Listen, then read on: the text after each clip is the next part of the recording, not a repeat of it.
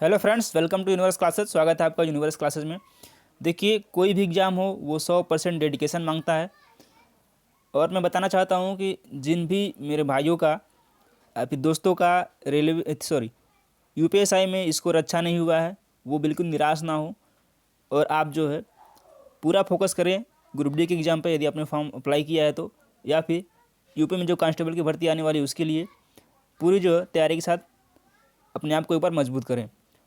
हम शुरुआत कर रहे हैं रेलवे ग्रुप डी के लिए साइंस की प्रैक्टिस सेट, जो कि हम प्रैक्टिस सेट के माध्यम से पूरा साइंस कवर करेंगे। और यकीन मानिए साइंस की तैयारी इतनी अच्छी हो जाएगी जिससे कि आप परीक्षा में अच्छा स्कोर कर पाएँ। पहला पहला प्रैक्टिस सेट है और पहला क्वेश्चन देखते हैं। इसमें हमने 20 क्वेश्चन लिया हुआ है, लगभग 7-8 क्वेश्चन फिजिक्स से हैं और उसके बाद जो है 10 क्वेश्चन के आसपास बायोलॉजी से के हैं और फिर साइंस केमिस्ट्री के हैं। चलिए शुरुआत करते हैं। प्रतिबल प्रतिबल को स्ट्रेस बोलते हैं कि इकाई क्या है, जूल, पास्कल, बोल्ट या फिर वाट।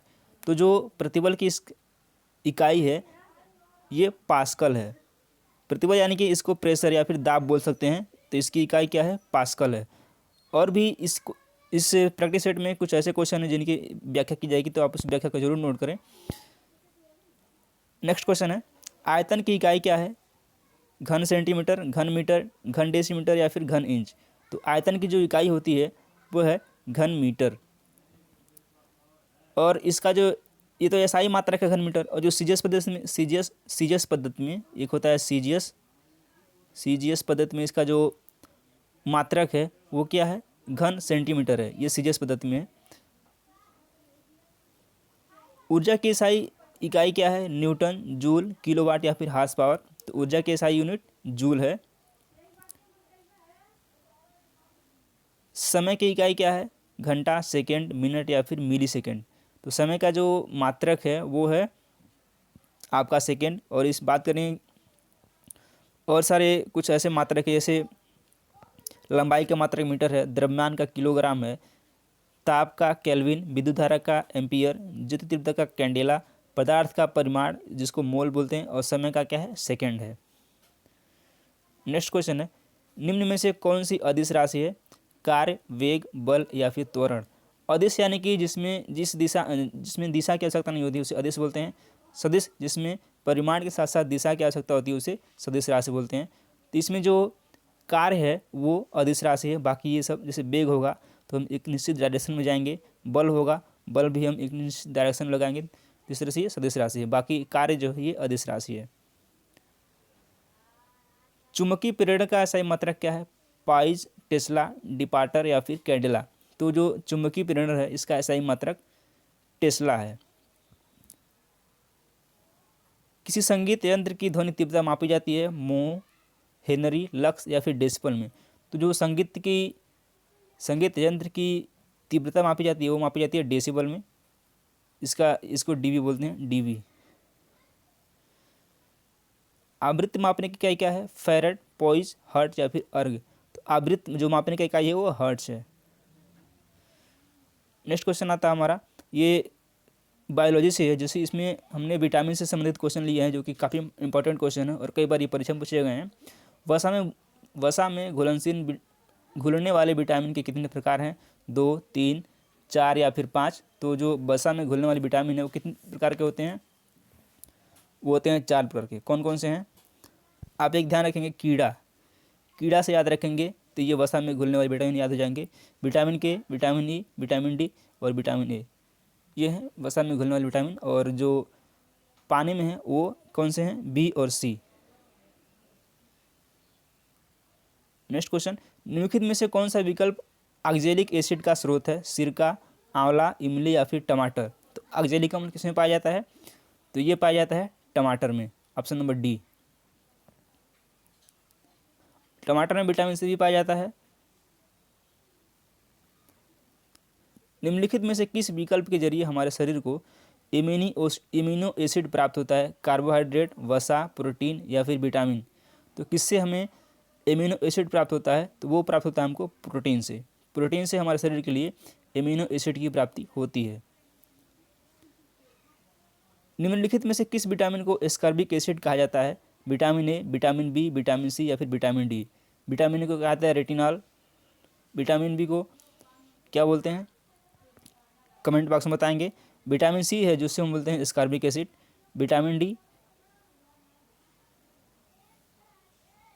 निम्नलिखित में से कौन सा विकल्प माइक्रो न्यूट्रिएंट नहीं है।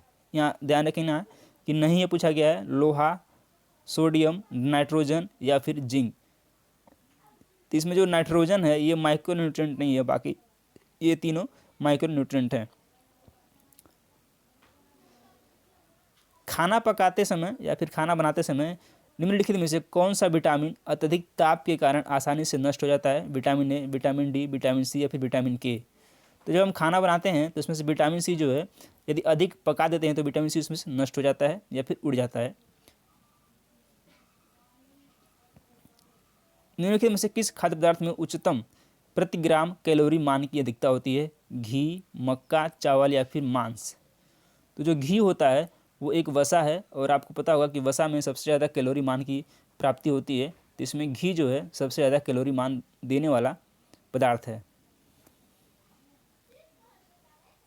हमारे भोजन आहार, ये भोजन आहार का प्रोटीन घटक मुख्य रूप से किसके लिए उत्तरदायी है।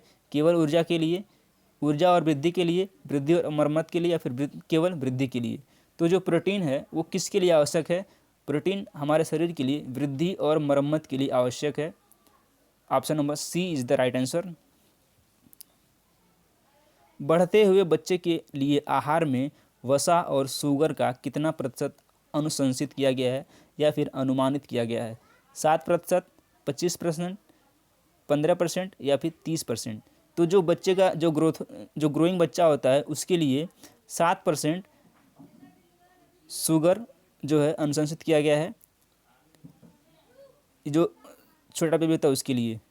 नेक्स्ट क्वेश्चन है, निम्नलिखित में से कौन सा फास्फोरस का एक प्रमुख स्रोत है। आलू, आंवला, संतरा या फिर दूध। तो कौन सा स्रोत है सबसे अच्छा, ये दूध है। दूध में मैक्सिमम फास्फोरस पाया जाता है इन तीनों की अपेक्षा। ठोस के संबंध में निम्न में से कौन सा कथन सही है। कोई निश्चित आकार नहीं परंतु निश्चित मात्रा होता है। ना निश्चित आकार और ना है निश्चित मात्रा। निश्चित आकार परंतु निश्चित मात्रा नहीं। निश्चित आकार एवं निश्चित मात्रा। तो जो ठोस के संबंध में ये स्टेटमेंट दिया गया है उसमें क्या है,